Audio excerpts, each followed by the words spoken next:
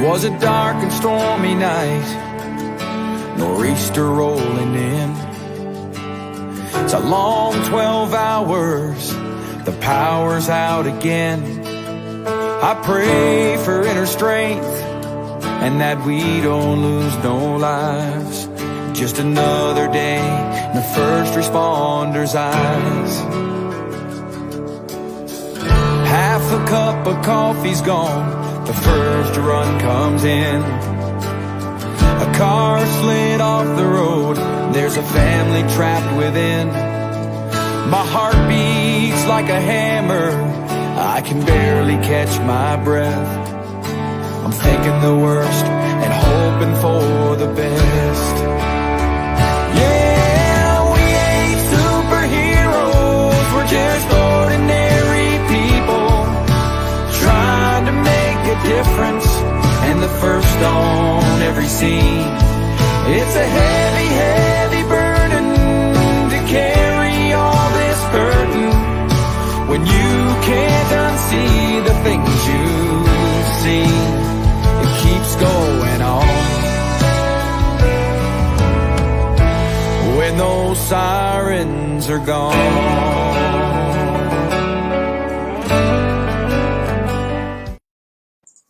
Hey, welcome to the award-winning Mad Radio Show with Sam and John. We are bringing to you resources and better awareness programs for our first responders. This is the First Responder Network. We need you to share this out with everybody that you know, because the information that we provide is crucial to the mental health needs of our first-line heroes. Hey, Sam, how are you? Doing fantastic. Welcome back after another Wednesday off. Yeah, you are taking all this time off. Crazy things. So what's that? I said I'm taking all this time off. Hey man, you deserve it, and the story that you will eventually be able to tell is going to knock people into next week, because they are not going to believe everything that you went through. I mean, we got the story from Chateau, but what's been continuing. And the biggest piece that's going to come out of this is our work with the Badge of Honor. It's just going to make it hit home with so many first responders out there. And, things are not getting easier. They're getting rougher. And as of today. We've been talking about this since last year. We had another suicide while on duty in New York in the courthouse, and another one in Chicago too. Yep. And it's really, I'm writing the article this month. You're on deck for next month for the Police Blues magazine. So that'll be coming out mid-month in March. Look for that. But one of the things in the article, I'm doing some research, is that for first responders, it's no longer the trauma that's out there. Like, we all know that the traumatic incidents that we're going to be exposed to are out there. What is going on now is the constant barrage of negativity, of violence, of social media being thrown at our first responder community.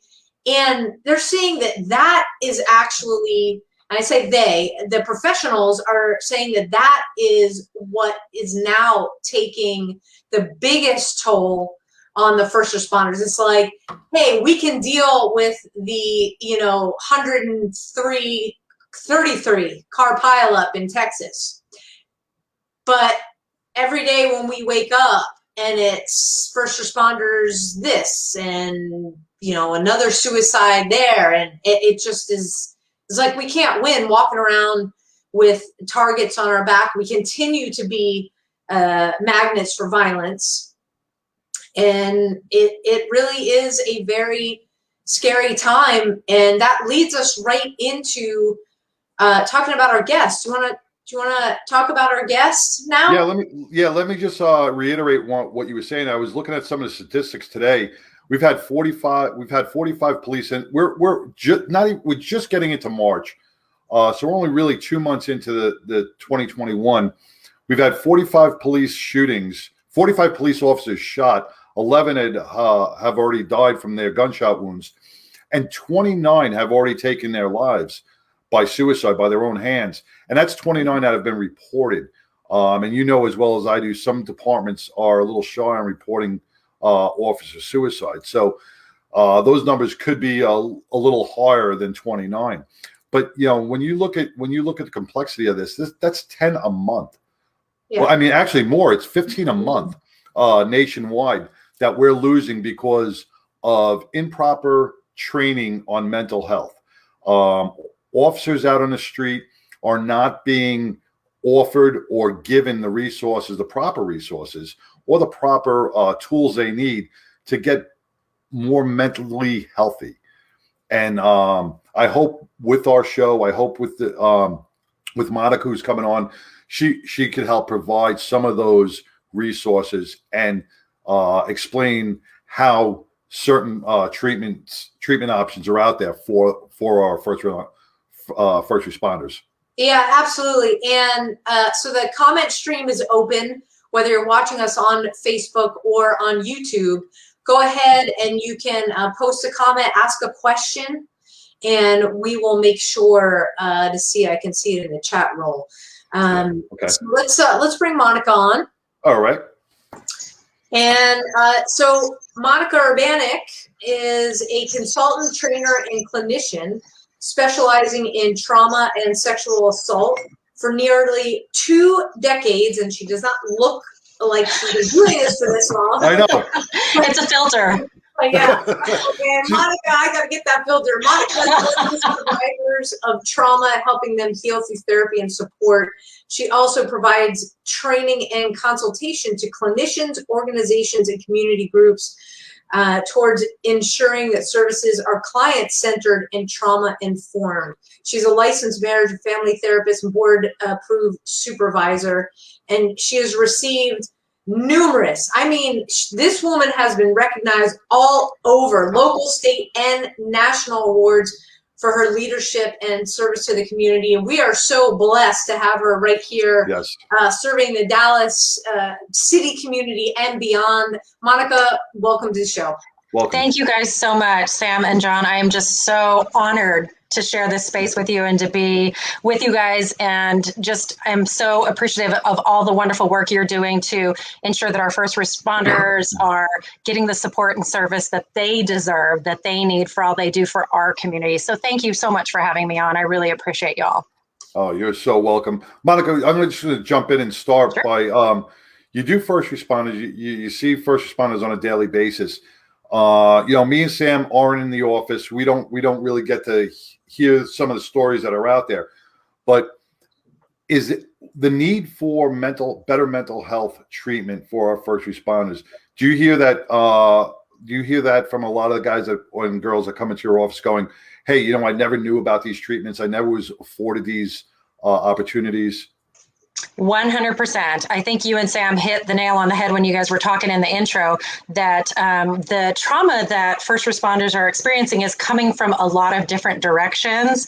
And we're also in a very stressful time period in the world in general. We're dealing with multiple stressors, but we have that job stress, we have family stress, we have that community stress. It was what you were saying, John, about is it increasing? It made me think of when we first kind of identified PTSD as an issue. I'm thinking about the World War II vets that came back. They had ticker tape parades. And then we had our Vietnam vets come back who were also war fighters, and they were met with a lot of community resistance and disregard. And that's, I think, something that law enforcement is facing in a different way now than it has in the past. And I think that complicates the traumatic experiences that law enforcement officers are already confronting on a daily basis. Yeah, you see a lot of law enforcement now walking away from the job that they love so much. A lot of guys take the job because they want to make a difference. It's been in there. They've wanted to do it since they were children.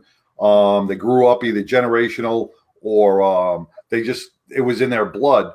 And now they're actually being forced to leave the job because of certain political aspects, community aspects, and they just can't properly do their job without, some sort of backlash.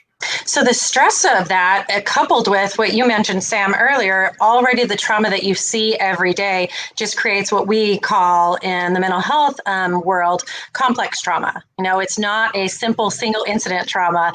You guys are experiencing trauma in a lot of different ways from a lot of different directions, and you don't have a lot of space to get relief from that. And as you mentioned earlier, John, we also, as a community and in law enforcement communities or in first responder communities, there hasn't been a lot of attention paid to how do we increase officer resilience? What do we do for these folks that are out there putting their lives on the line, supporting people in crisis, dealing with complex trauma every day to keep them healthy and well? That's just not something that we've really invested a lot of time and money and resources into in the past. So yeah, I think we're seeing the impact of that in officer and first responder wellness.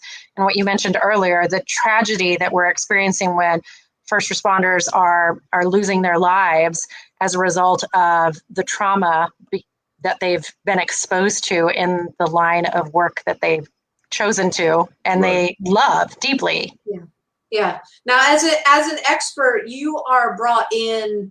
You have been brought in multiple times, different departments for crisis intervention training. So again, here we are. We're after the fact. Right. So we're after the trauma. We're after the crisis. You as first responders, those of us that have sought help, it was after, and what you and a lot of folks in the space, including John and I and our other partners with the Badge of Honor, we're trying to say is before the trauma, as in, let's get you while you're in the academy. And then for obviously when we get to the academy, what happens? Well, great, you're in the academy. What about my other guys? And by guys, department, guys and gals. It has to be do you agree it has to be like a continuum of care?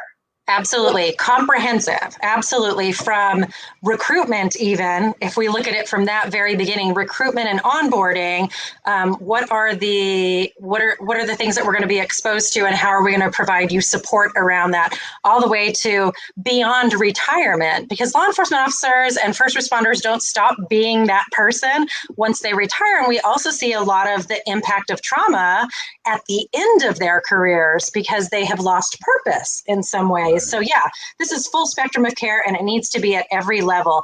It's also not just for the guys on the street. It's also for the leadership too, because everyone is being impacted by the exposure to these traumatic events. If you're a leader and you're dealing with traumatized persons, you also have to know how to do that. But to your point, Sam, absolutely. Increasing officer resilience prior to is going to make a huge difference in communities, huge difference in departments. Let me ask you, in your in some of your cases, we talk about compassion fatigue a lot. Sure.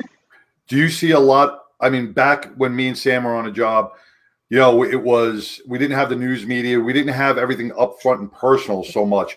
Now we're getting a lot of families that are going, holy crap, you did that out on the street, or that's what's happening to you. Right. Do you see a lot more stress in the wives and husbands of law enforcement officers and the children as well? Oh, for sure. Absolutely. We have a lot more exposure to information now. And so, yeah, people can see what law enforcement officers and first responders are dealing with. And we know the trickle down effect of that. Families, children. I know you guys have talked before about the impact of being exposed to trauma and vicarious trauma all the time, how that impacts the first responder, but that has an effect on the way they parent, the way they partner, what kind of coping tools they choose to engage in, which I know y'all have been pretty good about talking about the unhealthy ways that sometimes we cope when we don't have other options or know that we have other options. So yeah, compassion fatigue on the part of the first responders as well as their family members, their children, dealing with a partner who is undergoing traumatic experiences is really traumatizing in and of itself. And we call it compassion fatigue. We also have vicarious trauma. We have trauma exposure response. We have lots of words to really explain trauma. You're being exposed to trauma and you're getting impacted by it. That's all it is. Right. Now, a lot of departments, me and Sam have also talked about the current EAP programs that are in place.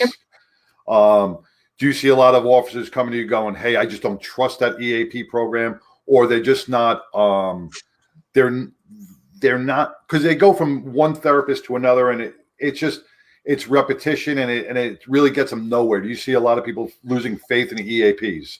I feel like it's really important for people who are in these lines of work to have a space where they can be ensured confidentiality. And why, while lots of EAPs, the therapist should be maintaining confidentiality, it's sometimes hard for first responders and law enforcement officers to feel very confident about that.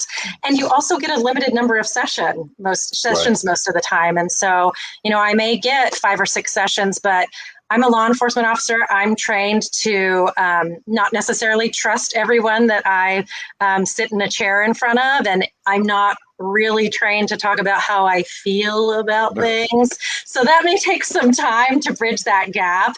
And different therapists have different styles. I may not jive with someone who wants to be super touchy-feely with me, or I may need someone who's going to slow me down and help me to really sit with some feelings and gain some awareness so that I can unpack that.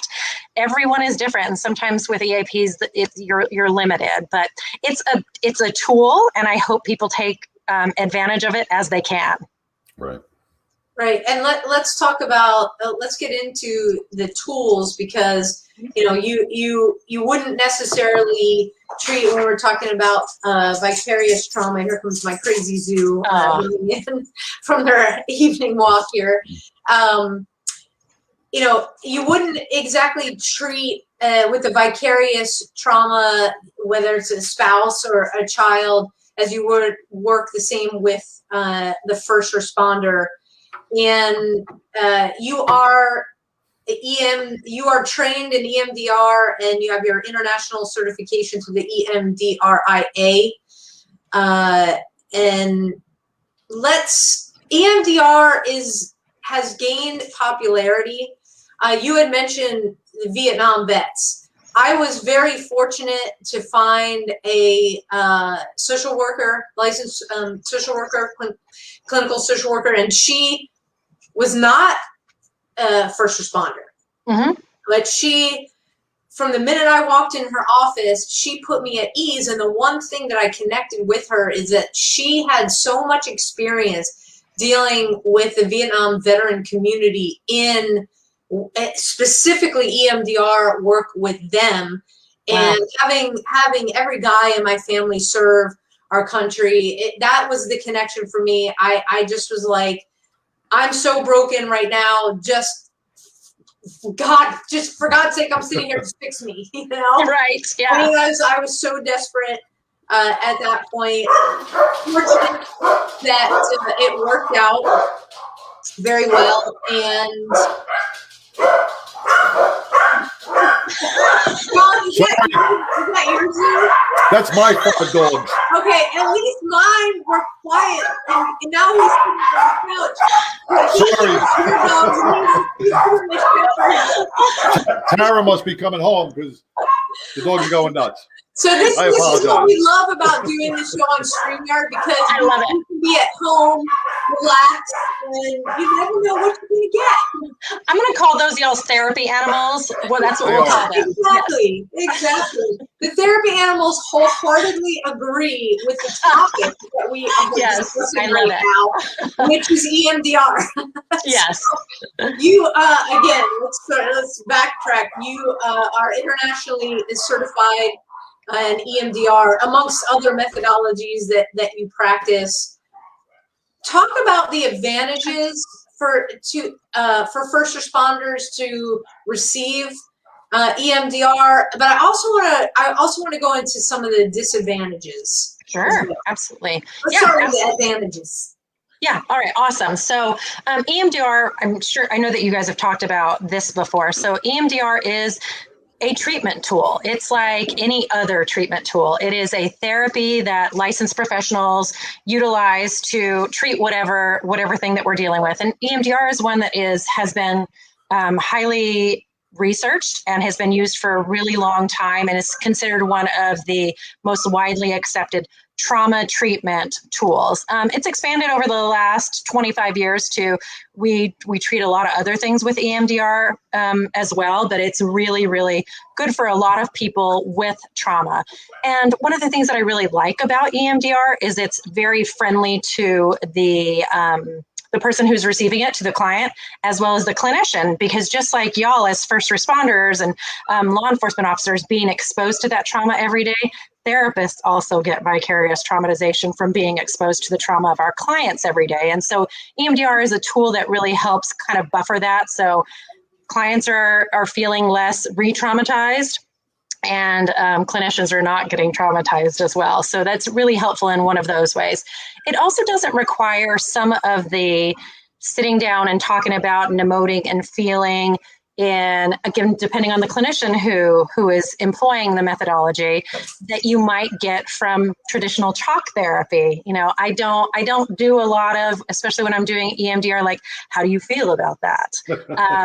And for a lot of people who are in certain lines of work, that's not their favorite thing to hear from someone. Tell me how you feel about that. And so EMDR facilitates a different type of treatment. Also, EMDR is very expeditious for people that have engaged in it. It's very expeditious, so they're not maybe spending as much time in therapy. People are busy, and it's hard to take time out of your day, and it's expensive to go to therapy sometimes. And so that's another advantage, that it's pretty expeditious, and we see the results from research are long lasting. If you do the comprehensive care, it's pretty long lasting. So those are some of the huge advantages that I see out of it. And it's easily applied. We can do it over Zoom. You don't have to be in the room to have it. You don't need any special equipment to do it. So those are all kind of some of the accessibility things that I feel like help with getting an effective treatment methodology to people who need it. You know, you hit on a great point with the sitting on the couch. A lot of people, a lot of first responders aren't into the whole let's sit and discuss our feelings type of thing. Sure. Or they're impatient and they feel that, all right, like Sam said, just hurry up and fix me, right? Yes. I'm broken. Just hurry up and fix me. We got to let people know that it's time. It takes time. Yes.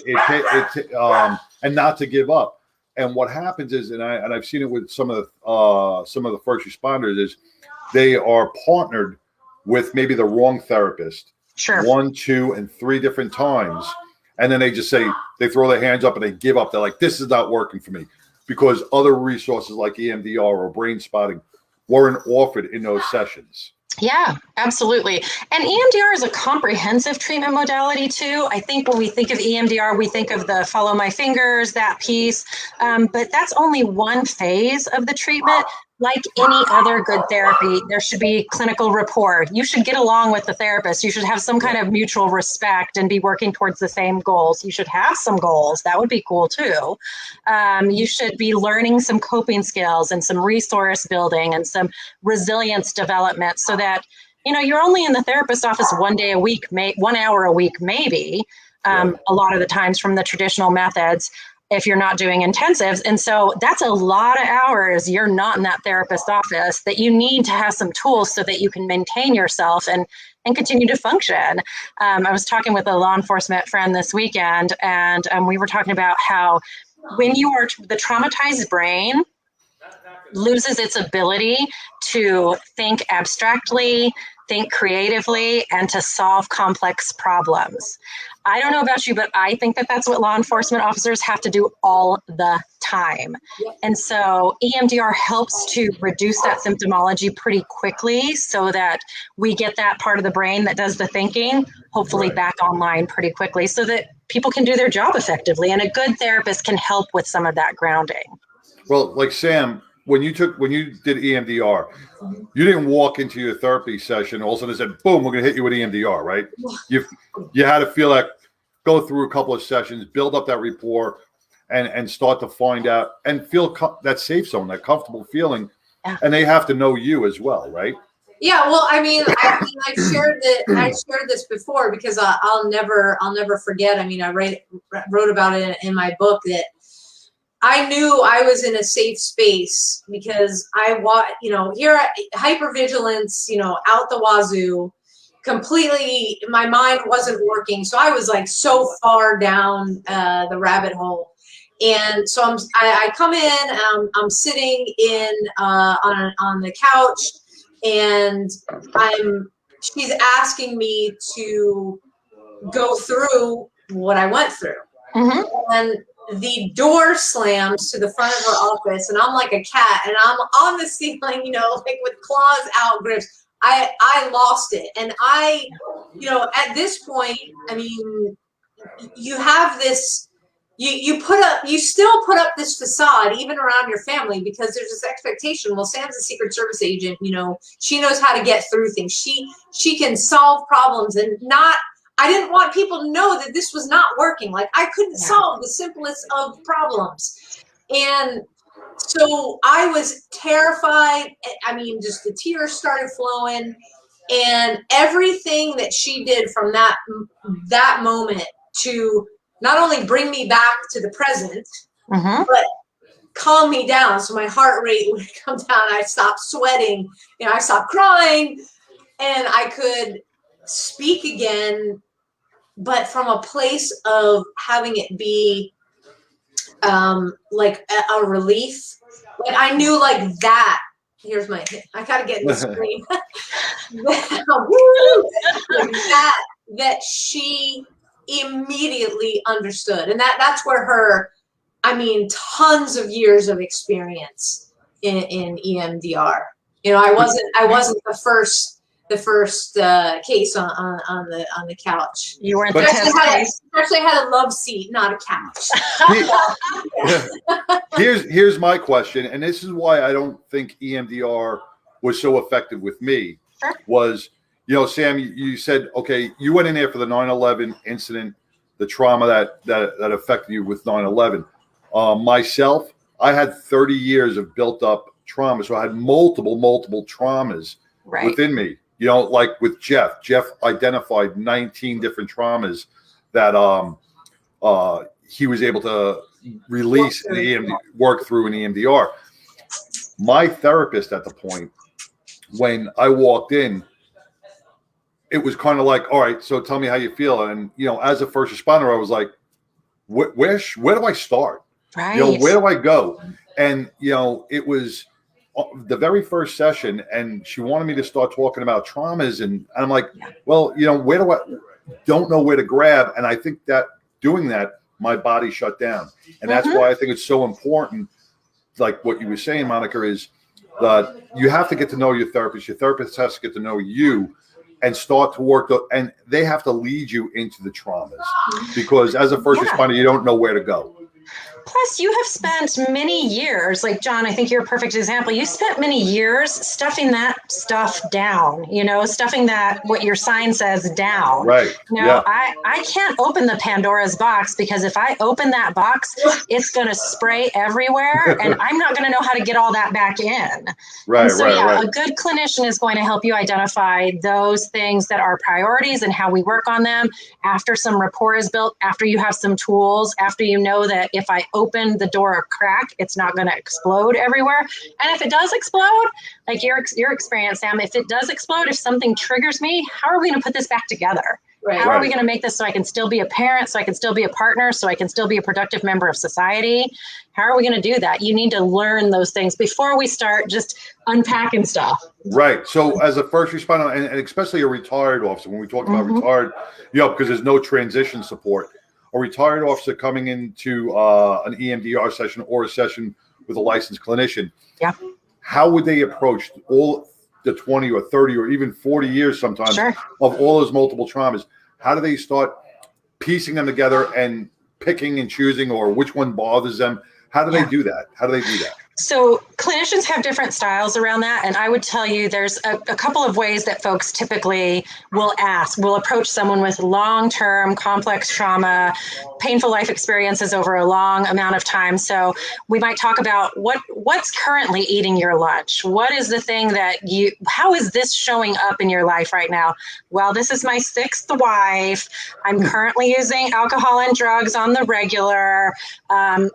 last week I tore the door off the hinges, whatever it is. So we might talk about how is that currently showing up and what experience is that related to. So we might work on some present stuff. We might also work on, is there one particular event that you really feel like represents all the BS that you've dealt with in the last 30 years? So that might be one event that you just can't get out of your mind. Or we may talk about, you mentioned, I think it was the other John that had 19 things that they were working through. Jeff. So Jeff, okay. So let's talk through your top 10. What are your top 10? And we'll identify out of that one which we wanna start with. Sometimes if I have someone who has a long history of complex trauma or a lot of painful life experiences, we might start with kind of a test case, something that isn't the huge trauma. We might start with something smaller so that they can start to trust me, trust the process, and we can go from there. And then after we resolve that trauma, let's move on to the next one, or let's move on to the big mamma jamma one that you really want to work on now that you know what the process looks like. And again, a good clinician is going to sit with you and work with you through that, not just say, here we go, this is what we're going to do because I know best. Right, exactly. So we just identified one of the disadvantages is having a clinician that wants to unpack the suitcase all at once. Yeah. And so let's continue with this. Like, what are some other disadvantages, that you've seen from first responders that have shared with you? Hey, this is what happened. I don't ever want to do this again. Yeah. When we explain EMDR, well, one of the things is a lot of times folks feel like EMDR needs to be explained because it looks different than traditional therapy. So when I'm telling you we're going to use some bilateral stimulation and that all sounds like a bunch of therapeutic mumbo jumbo and some kind of hoodoo voodoo. So sometimes people are put off by that right away. What's interesting when we have talked about this in the clinical circle, I don't explain what I'm doing when I'm doing trauma-focused CBT, which is a talk therapy. Yes, I know all the stuff that I'm doing, but because it looks like traditional talk therapy in a lot of ways, I don't necessarily feel like I need to explain it. So some of that is a disservice on that we as clinicians who practice EMDR probably need to work on a little bit. This is just like any other treatment modality. So that's a disadvantage that sometimes people don't have familiarity with it. So they think it's kind of hoodoo voodoo. I think another disadvantage is that we don't talk about it as a therapeutic modality that is accessible, that is efficient, that is just as is as effective and more effective than a lot of other treatment modalities we have, because we don't talk about therapy in general.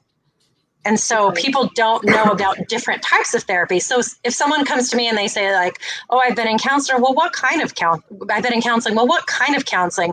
Most people don't even know because they haven't talked to their counselor about what kind of counseling do you provide. I just go in their office and I sit on the couch and talk about my feelings. Right. They look at a phone book. They go, "Oh, there's a counselor near me." It could be a family counselor, or it could be anything, an addiction counselor, but not a trauma specialist counselor. Yes.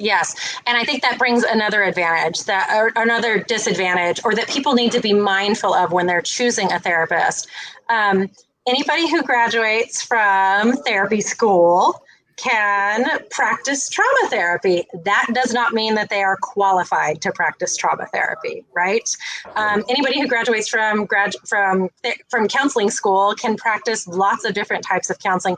That doesn't mean they have any experience or expertise.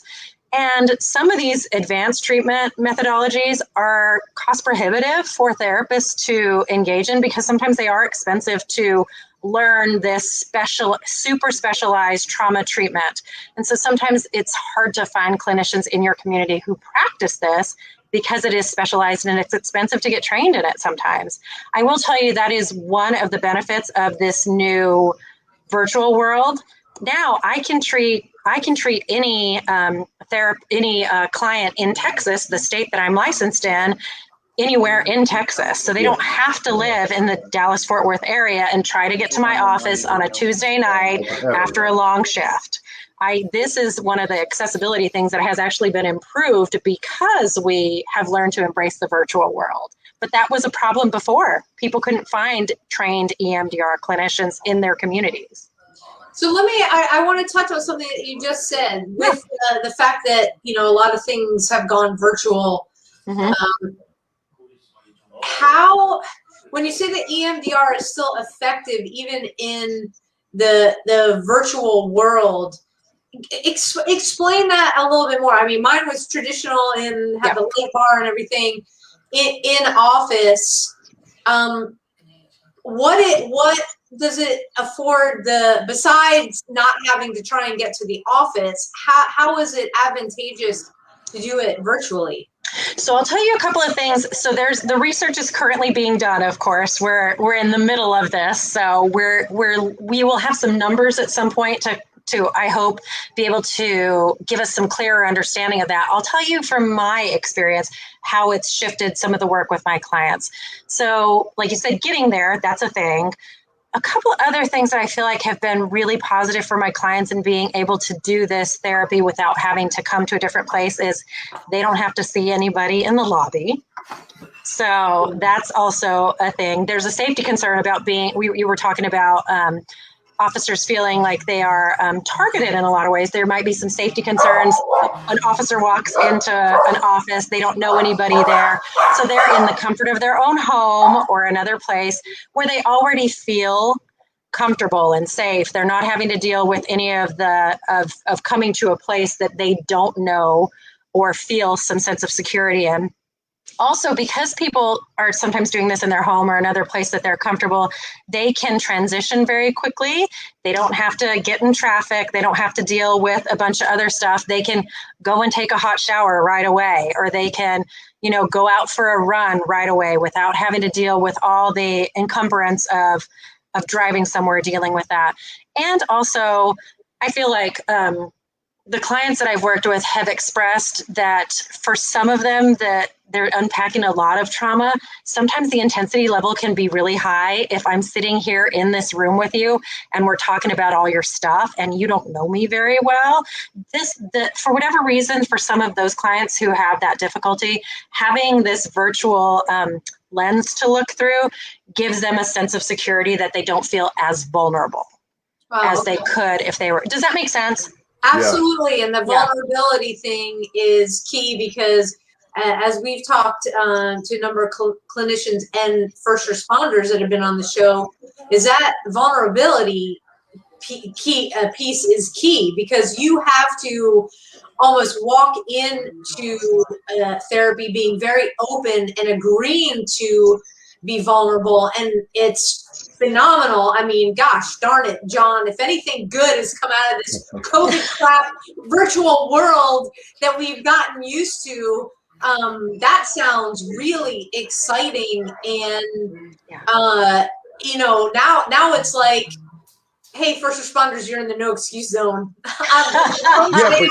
You're in the no excuse zone. You're at home. You're doing this. You go for a run after. You're not having to deal with bleep holes in the traffic that you want to drag out the car. Right. Right, but this goes back to what Monica was saying before, and you were saying where any first responder that thinks about therapy is bad. Right? Sure. It's their condition. We really have to start. Or what's wrong with me? Right. There's something wrong with me if I need therapy. Maybe not. You're not allowed to be. You're not allowed to be broken, as you said. You're not allowed to be broken. So, and that's what happens when we go through the academy, and we're built up with this resilience, saying, "Hey, we got this big red S on our chest. Nothing could hurt us." Yeah. And then we have the things where. Say it's just a car accident where we have, somebody who's perished in a car accident and your partner turns around and says, blows it off. But it really affected you. Because some traumas will affect some people and not affect others, or they just may not be showing it. So a lot of young officers go, well, you know what? I gotta build up myself to say, they're not letting themselves feel the trauma. As it happens. Absolutely. And you tickled two things for me in that. One is that all trauma is a nervous system response. That's all it is. It's not a mental health condition. It is a nervous system response. Your brain and body have reacted to an overwhelming experience. And it may be, like you're saying, John, this may be the 47th fatal car accident you've seen, but for whatever reason, this one hit you different. Right. You know, it's just an overwhelming response. Or it may be your very first one and you're a young person and you see your senior officer who's like, it's fine, you're going to see a lot of those things and they're really having a reaction to it. And culturally, they're not able to express that. So our brain knows how to heal. Just like if I cut my hand, I don't need to say like, hey, white blood cells, come and do your thing. You know, I don't need to do that. Right. Your brain knows how to heal already, but because of overwhelming circumstances or maybe some of this cultural issue that says, don't attend to that, don't even look at it. So imagine if I cut my hand and I've got a splinter sticking in it and someone says, don't look at it, don't attend to it, don't do anything, just ignore it. Yeah, oh, sure. That shit ain't gonna heal, right? Right. Because it's got that splinter in it. And so the splinter is that trauma that if we can remove that trauma using a tool like EMDR, if we can remove that splinter so it's not festering, so it's not infected, so it's not causing other disabilities to happen. I can't use my hand now because it's swollen. If we can remove that piece through the EMDR processing or any trauma treatment that's effective, then the body will continue to do what it knows to do, and that's heal. Right. Yeah. So if we can look at it as a nervous system response, people get that a little bit better. How important is decompression for our officers? So Sure. when we talk about the car accident, right? So you go from a car accident to a domestic dispute to a child drowning to a gunshot to a robbery, all in an 8-hour period. You know, like Sam, when we were talking to Chris Fields from Oklahoma, he was a firefighter in the Oklahoma City bombing, and he spent 11 hours pulling people out of the rubble. He goes back to his firehouse. They release him. There's no decompression. And at 2 o'clock, they bang out with a house fire like it's a normal day. Right. Our officers aren't getting any decompression time to the point where they can process these traumas in a healing fashion throughout their tours. So I say this sentence frequently, especially with first responders and other people like therapists too. Like, resilience is compromised when there is no respite. And so you can have the most fantastic self-care practices and be the most resilient person ever. And if you're not getting respite from that, if there is no time to decompress, to address the impact of that, you are going to fail. Your trauma exposure response is real, and we're just setting people up for failure, setting them up for the lack of health, for illness, for other impacts that are associated with being exposed to trauma all the time. So anything that you do, even if you think about it from, I work in a factory and I press the same button over and over and over again, I'm going to eventually have some kind of response from that, right? I'm going to get carpal tunnel because there's just, there's wear and tear. And that's pressing a button. We're asking you guys to be exposed to extremely traumatic experiences that are varied. So it's not the same. It's not just repetitive action. It's repetitive action. And then there's some uncertainty around it, which causes an additional level of stress and strain because you don't know what you're walking into the next time. Right. I want to ask a question because as I'm writing this article for the Police Blues magazine, what you just said, resilience is compromised when there is no respite. I put that in the comment stream because that's huge. I actually cited an article that goes back to 2012 with a version of what you just said. So because this is not new, okay, and I'm sure it goes back before 2012. Sure. Why are we still in the same place? That's the $1 million question. Yeah, that's the $1 million question. If we can answer that, we'll cure everything. I can make something up. That's what I'm trying to do, right? It takes more than a village. Yeah. One of the things I know, John, I had the good fortune of talking to Sam when we were setting this up, and one of the things that I said that I feel like you guys and Officer Todd, Jerry, and Garland, I feel like the thing that is shifting the tide for your community in particular is that it's coming from you. Here I am, Monica, I'm Susie, social worker. I don't know shit about your culture, unless I really make a concerted effort to be a part of your culture and to learn about it. You guys know the culture. And I think people like you are shifting the tide and will continue to shift the tide, because you're not, again, Susie, social worker, feelies, and, all that stuff. You guys are the ones that are able to come in and say, this is my lived experience. This is what I did, and it saved my life. This is my lived experience. This is what I did, and it saved my family. This is what I did. It's my lived experience. I worked on it, and it made me a better person in my community. This is what I did, and it kept me in the force longer, healthier, better. If you guys are the ones that are preaching officer resilience and first responder resilience, that I think is golden. Well, thank you for that.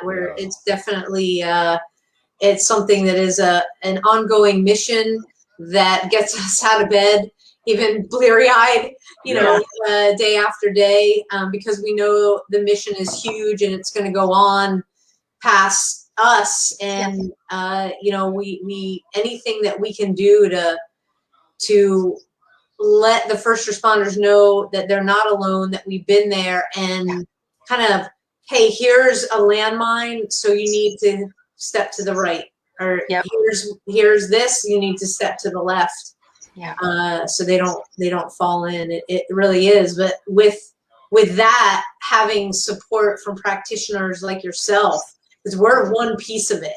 Sure. Be able to, and I think it's fair to say that we are, a badge of honor are fans of, going outside of your agency. Yeah. At all costs, because it's all about you as the first responder getting the best help for you, right, and not, my mom used to say, you don't shit where you eat. Sorry. Right. Mom. Yeah, my mom.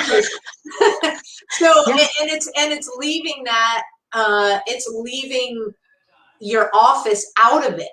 Like it is trauma because of the work that we do, and because of the office and the things that we see and the things that might not go great, or the supervisors that we have, they're suffering and going through stuff that sometimes we don't understand, and maybe we end up being the supervisor and we go, oh, that's why Joey, it was the way he was. Now I get it, because I just did the same thing that and that didn't feel great.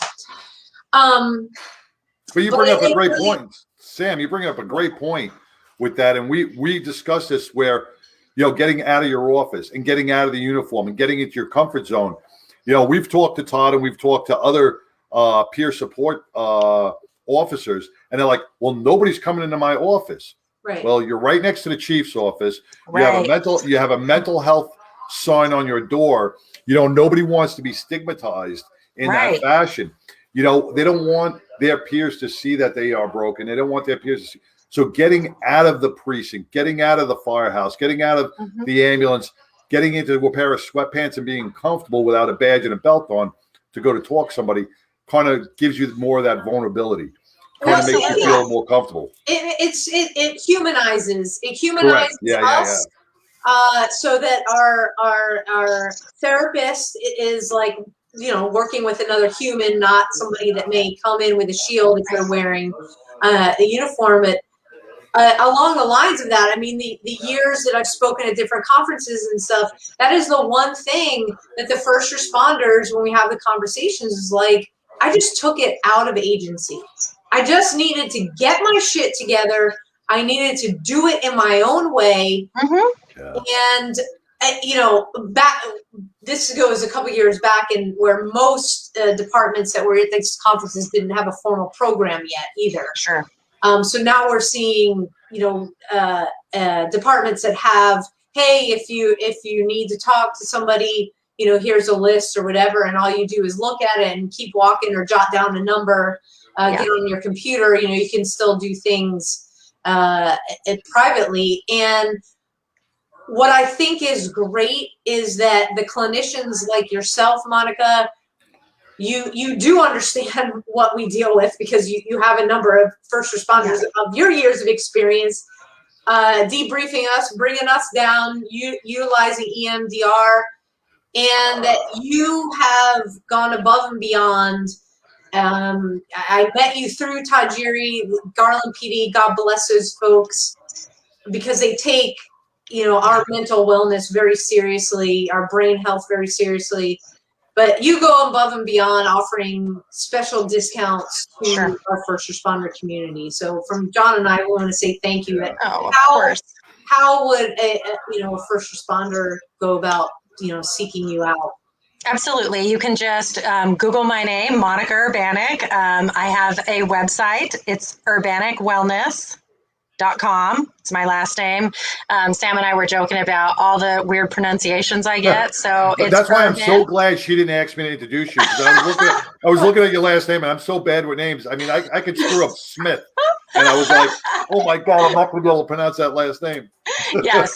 So it's Urban, then IAK. Right. That's how I got it. Yes, exactly. So you can say it, Urbaniak, the maniac, whatever you need to say. So you can find me that way. I'm on Psychology Today. I have a website. My email address is monica@urbaniakwellness.com. And Sam has all my contact information. She can pop into the chat. We'll put that up on our website. Yeah, absolutely. Yeah.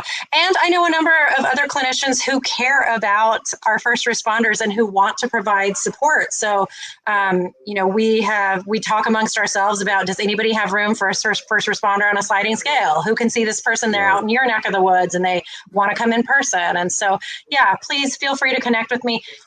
Also, what we were talking about earlier, I may not be the right fit. Someone may not like my style. I don't know why they wouldn't, but maybe they don't.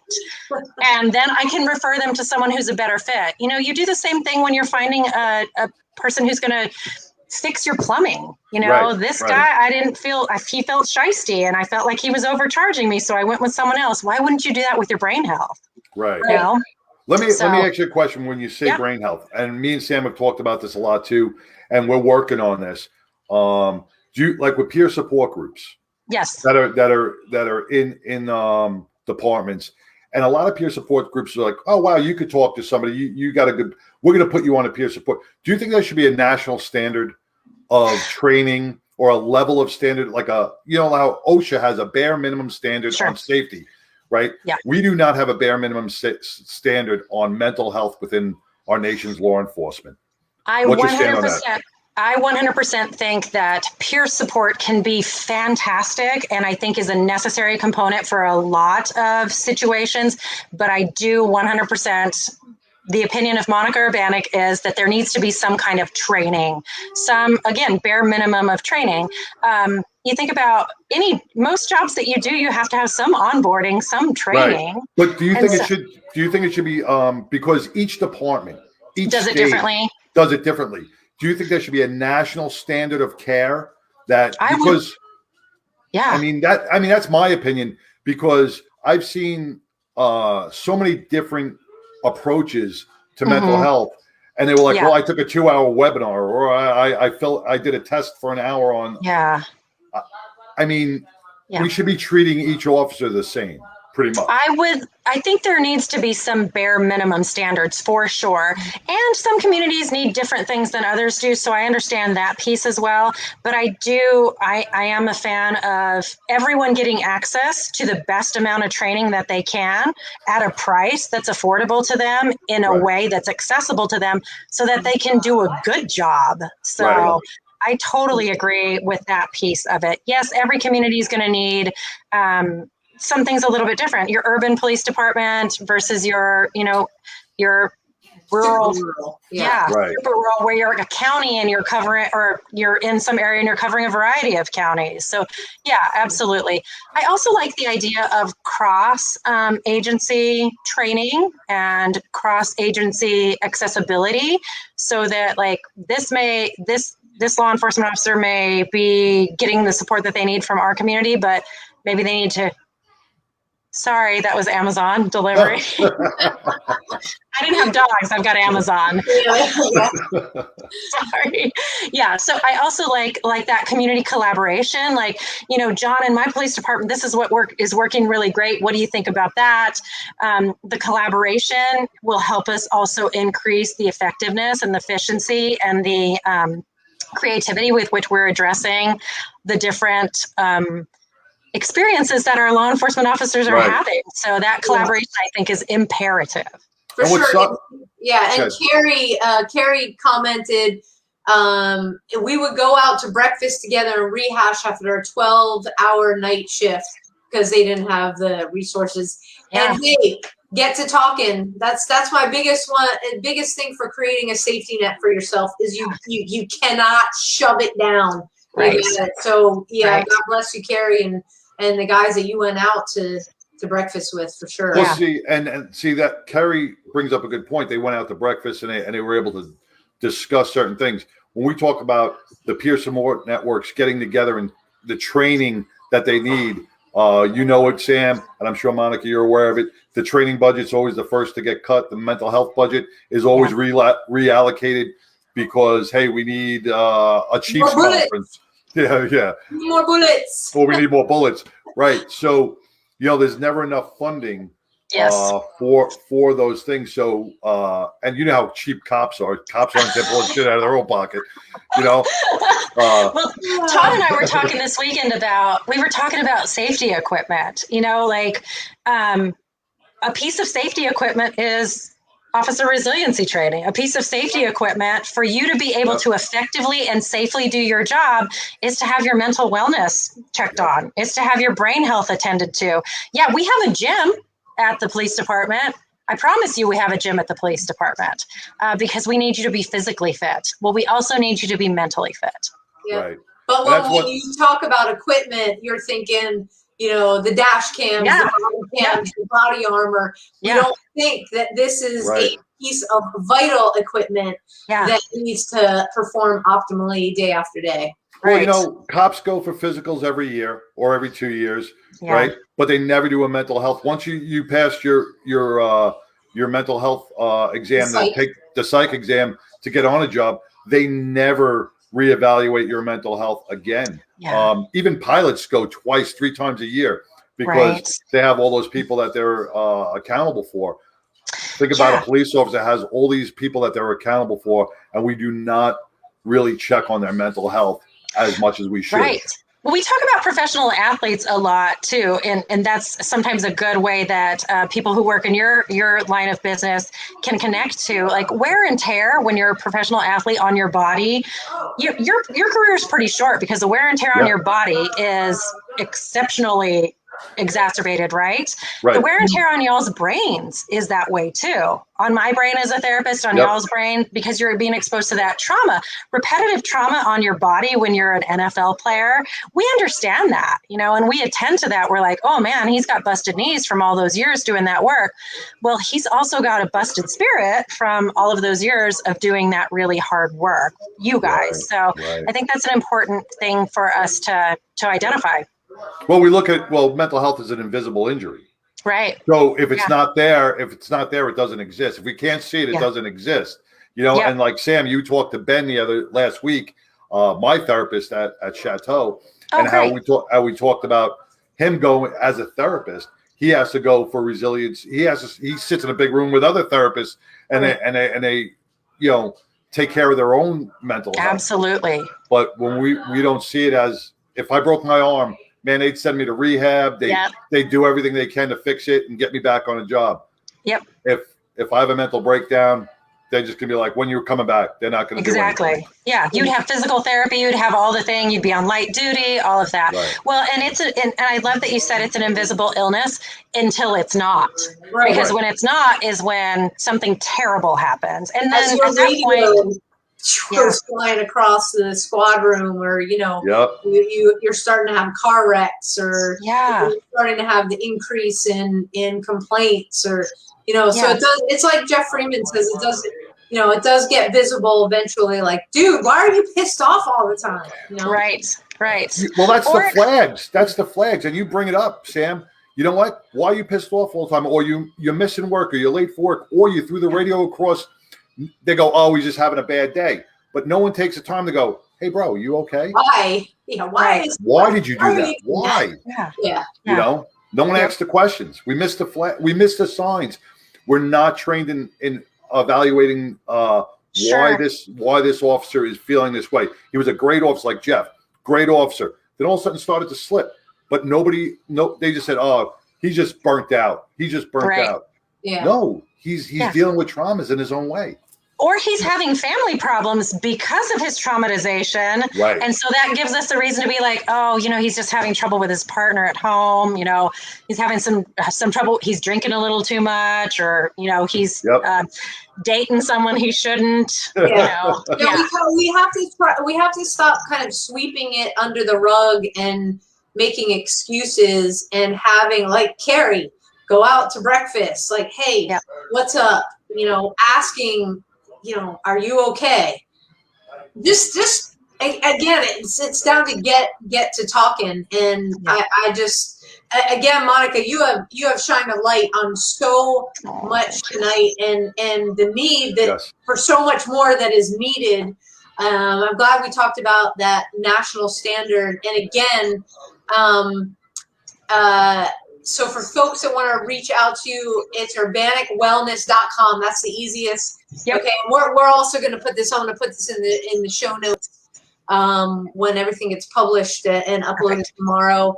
And so folks will be able to see that. They go watch live, the replay, it'll be up in the notes here. Right.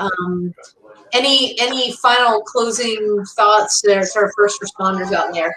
Well, I just 100% want to express my gratitude for all that our first responders do to keep us safe, to keep us healthy, to care for our communities in ways that are oftentimes very hidden and private. We just take it for granted. And I know that none of you are doing it for the fame or the money. So I just want to express my extreme gratitude to all of the first responders for all that they do for us every day. And to you, John and Sam, for everything that you guys are doing to care for that community. I think that's really remarkable. And you guys are heroes for that. Well, we're all a team. I mean, we're all a team together. And the more voices we have involved in this to raise awareness, the better the officers and our first responders will be. Yep. Yeah, sure. Absolutely. For sure. Well, thank you so much for being with us tonight. Really appreciate it, and we'll be in touch. Thanks, guys. Take care. Take care, Monica. Bye. Great. So, wow.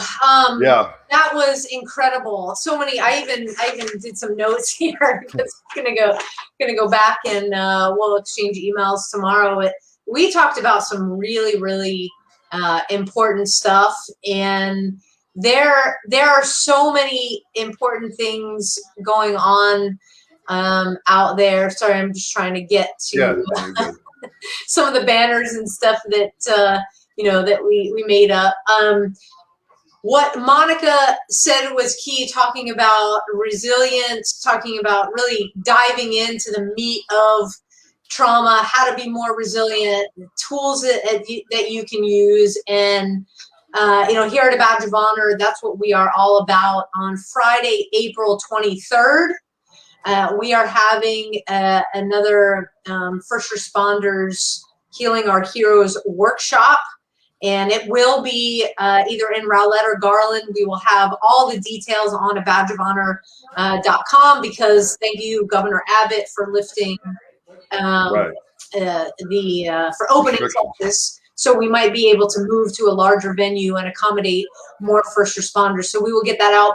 But save the date, Friday, April 23rd, 0800 to 1600 hours. You want to get a ticket, you want to have a seat there because it's going to be an incredible day. Breakfast and lunch is always taken care of for everybody that is there. Our partners that we work with will be there as well, talking about how they can support you as a first responder. And speaking of support, John, we've got this thing called Facebook and YouTube. Yes. So if you're watching on Facebook, jump over to the YouTube. Yes, because we need subscribers. Mad Radio Texas. So spell it out. Mad Radio Texas. Hit subscribe, because the more subscribers we get, we got to hit 200 to be able to do some really awesome things on the YouTube. If you're watching us on YouTube, jump on over to the Facebook. Facebook? The Facebook. With an Italian flair. The Facebook. And you can catch us on, just go to Facebook and type in the search, Mad Radio, and you can find our page there. You can also search A Badge of Honor. You can find us there, because the show is live streamed to all those 3 channels. And if you want to support what we do, because it's not free, just saying, go to abadgeofhonor.com, click on Mad Radio. You can have a donate button right there. Every penny, I swear every penny counts and goes to supporting first responders and the ability to keep doing this awesome show and bringing on guests like Monica. Yes. That we just had. And you can also, on our Facebook, a way to support, after the show is over, you can go back to the Facebook page. You scroll up to the top, and we've got all the books up there from past guests. Show your love to them. And I don't know, there's like an important legislative session coming up next week, or the week after next, I think the 15th. And, we're talking about things like constitutional carry and license to carry. And why I'm talking about this and why it's important is because I have been told repeatedly that the most unique way to support this show is to get your Texas license to carry. I just, I've been told. You've been told? I've been told numerous times. So if you want to get your Texas license to carry, go to carryintexas.com. You'll see my face, short video, tell you how to go about doing that. And you support the show. So it's cool all around. Yes. What else, John? Oh, that's it. Kerry Booth is just asking, what's the YouTube? I don't know if you answered it already. It's yes, YouTube Texas. Yeah, the YouTube. Go on. I'll put it in the notes right here. Go ahead, talk. Yeah. Once again, I want to thank our first responder network that's out there. Please share this with friends and family, as you don't know who you're helping by just hitting that share button. We can't help everybody, but we can help one person at a time. And the topics that we bring forward every week are very important. They're vetted topics. But we always remind you to do your own due diligence when picking a therapist or picking a program that fits you, that's right for you.